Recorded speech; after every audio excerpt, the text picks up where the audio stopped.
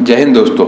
इससे पहले की वीडियो में हमने जाना था कि सिंधु घाटी सभ्यता का नामकरण कैसे हुआ था, यानी कि उसका नामकरण का आधार क्या था, और साथ ही ये भी जाना था कि उसका काल निर्धारण किस प्रकार से हुआ था और कौन सी विधि द्वारा किया गया था, और साथ ही सबसे महत्वपूर्ण था कि उसका क्षेत्रीय विस्तार किस प्रकार का था। ये सब हम इससे पहले की वीडियो में जान चुके हैं। अगर आपने नहीं देखा है तो नीचे दिए हुए डिस्क्रिप्शन में लिंक है, उसमें से देख सकते हैं। आज की इस वीडियो में हम जानेंगे सिंधु घाटी सभ्यताओं की विशेषताओं के बारे में। वैसे तो इस सभ्यता की बहुत सारी विशेषताएं थी, लेकिन उनमें से हम ऐसी विशेषताओं के बारे में जानेंगे जिनका प्रयोग हम आज भी अपने समाज में करते हैं। इसकी जो सबसे पहली विशेषता थी वो थी इसका नगर नियोजन। नगर नियोजन यानी कि वो किस प्रकार से नगरों को बसाया करते थे। वैसे तो नियोजन सबसे पहले जान लेना चाहिए कि नियोजन का क्या अर्थ होता है। नियोजन का अर्थ होता है अपने उद्देश्य की प्राप्ति के लिए उपलब्ध रिसोर्सेज का महत्तम इस्तेमाल करना, यानी कि जो आपका उद्देश्य उसकी जो प्राप्त करने के लिए जो उपलब्ध रिसोर्सेज उनका सर्वोत्तम इस्तेमाल करना ही नियोजन कहलाता है। अब नगर नियोजन की बात करें तो कम से कम जगह पे बेहतर से बेहतर प्लानिंग के द्वारा हम एक अच्छी सभ्यता और एक अच्छी संस्कृति को स्थापित कर सके, यही नगर नियोजन कहलाता है। अब सिंधु घाटी सभ्यता ने नगर नियोजन किस प्रकार से किया था ये जानते हैं। सबसे पहला तो उसका जो नगर नियोजन का आधार था उसमें हड़प्पा सभ्यता के किसी भी नगर की बात करें तो भागों को दो भागों में संपूर्ण संस्कृति को विभाजित करते थे।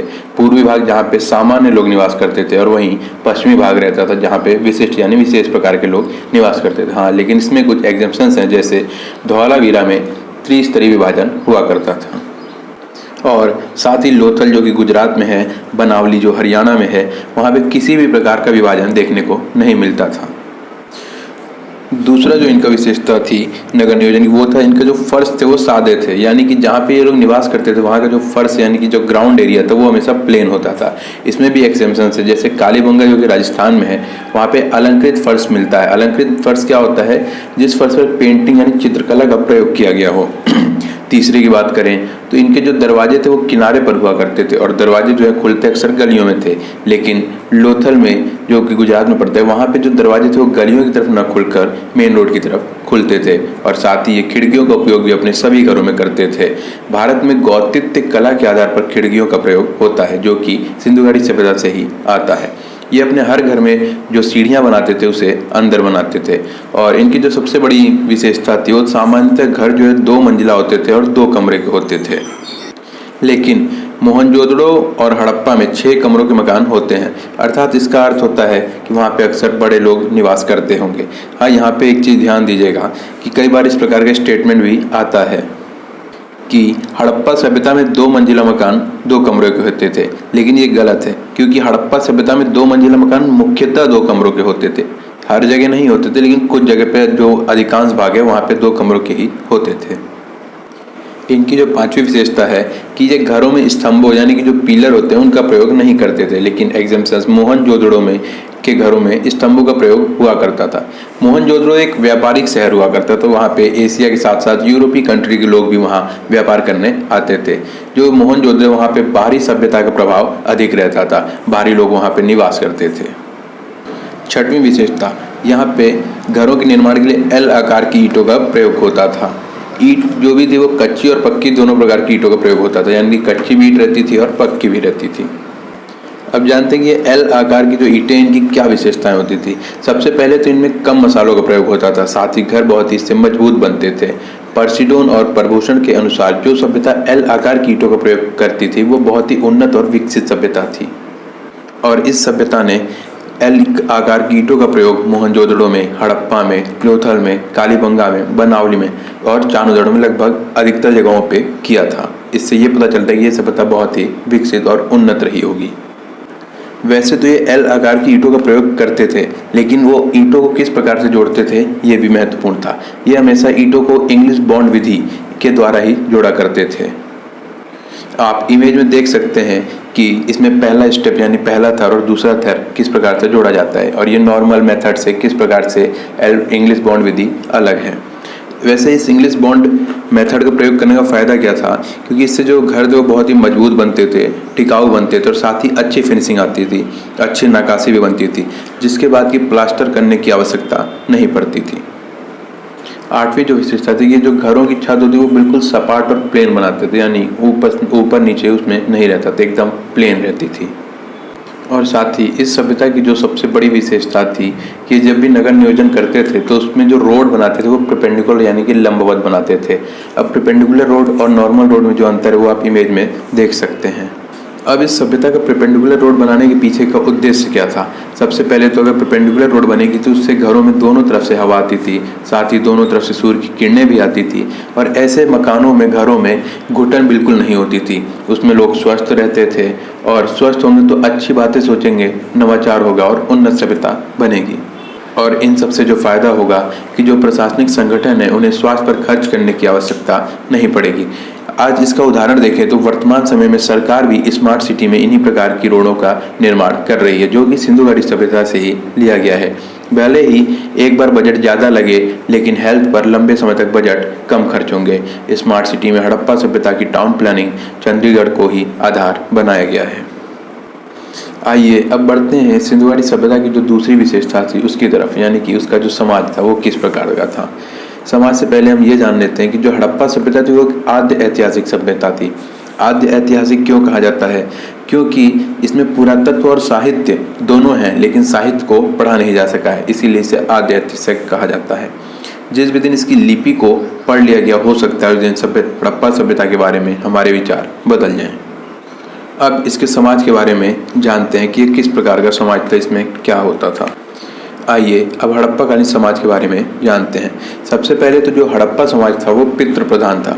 पितृ प्रधान क्या होता है? जिसमें कि पुरुष को अधिक महत्ताएं दी जाती हैं, लेकिन महिलाओं के पक्ष में भी महत्वपूर्ण अधिकार थे।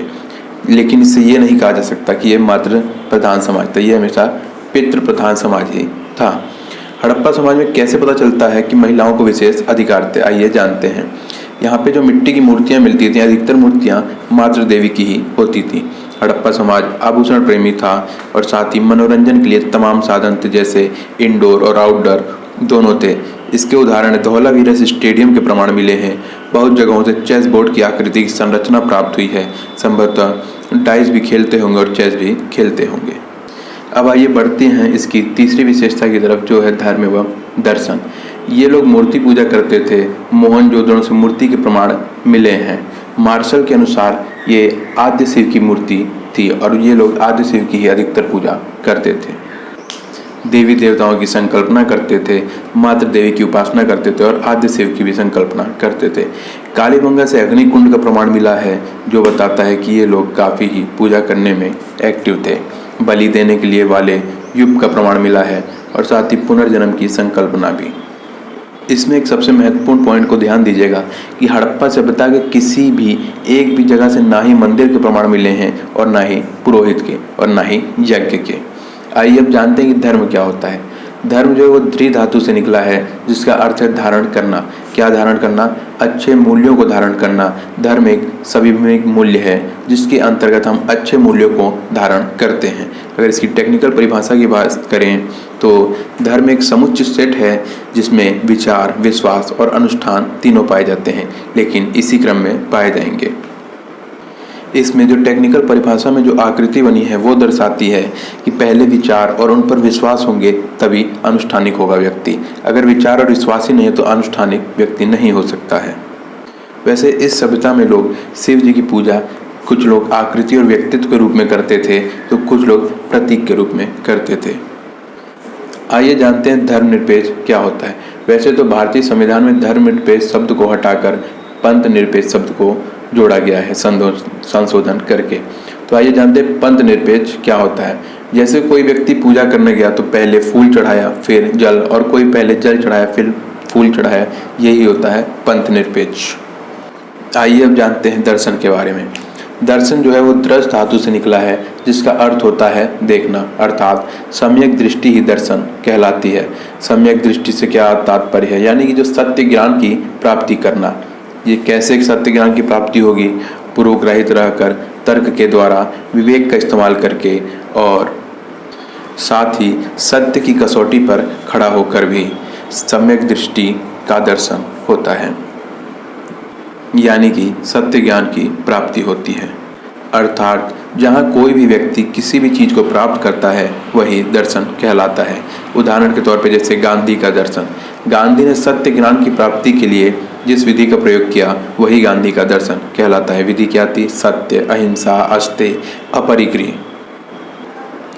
तार्किक और निष्पक्ष होकर सत्य ज्ञान की प्राप्ति करने के लिए उठाया गया एक कदम ही है, जिसके आधार पर आप अपना विचार बनाते हैं, यही दर्शन कहलाता है। और साथ ही धर्म और दर्शन का आपस में एक अनुन्यास का संबंध है। यदि धर्म है तो बेहतर दर्शन होगा, और यदि बेहतर दर्शन है तो उस धर्म में विवाद उत्पन्न नहीं होंगे, उसमें नकारात्मक बिंदु प्रवेश नहीं कर सकते हैं। दोस्तों, आज की वीडियो में बस इतना ही। इसके अगले वीडियो में हम इसकी और विशेषताओं के बारे में जानेंगे, जैसे कला एवं स्थापत्य, इसकी अर्थव्यवस्था और साथ ही उत्तरजीविता एवं सातत्य।